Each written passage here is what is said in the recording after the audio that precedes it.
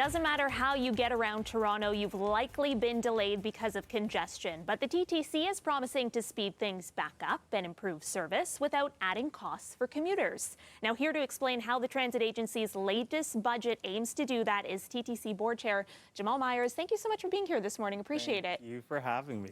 So if the budget is approved by City Council in February for a second consecutive year, I should say, the TTC is going to freeze fares for riders, which is really great news.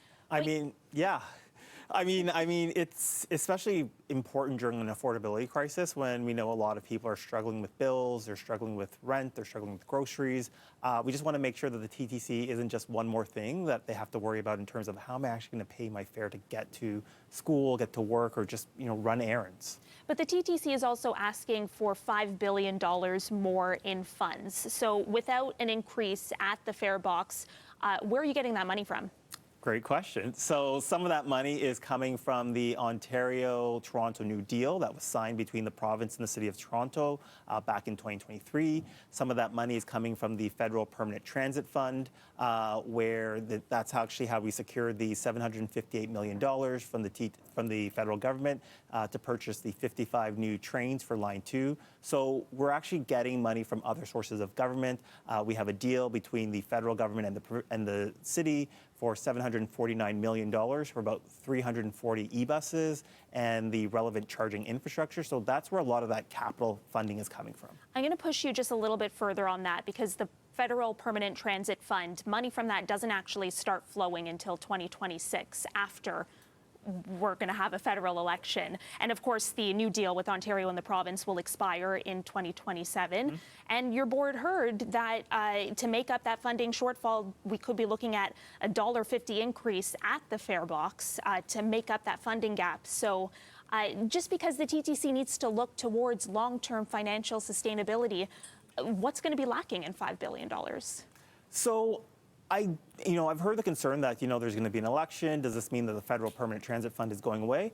I would say no. I mean, transit is a pretty nonpartisan issue. I mean, you have an NDP mayor, you have a PC premier, you have a Liberal prime minister, and they all seem to agree on one thing: more money for transit, because everybody understands that, whether you're looking at fighting congestion, whether you're looking at fighting climate change, tackling inequality, a well-funded public transit system, whether that's in Toronto, Winnipeg, Montreal, Ottawa, is good. It's good for whether you're taking the transit or good for whether you're in your car, because that just means there's less cars on the road. I want to ask you a little bit about the promises to speed up service, because I think that's what people watching really want to know about. You're promising, a subway train will come in 5 minutes or less. How do you do that? And when can people start, I guess, pulling out their timers and timing the trains? When will they see faster service? So they should see faster service, soon after when the budget's passed. So that's $33 million that we're dedicating to make sure that every train on Line 1 or Line 5, it comes at least once every 5 minutes.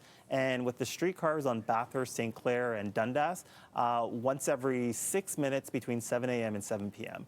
We're also tackling bus bunching, which is infuriating for many of our riders, myself included, especially on days like this when you're waiting for a bus, and then you see like 3 of them arrive in a row.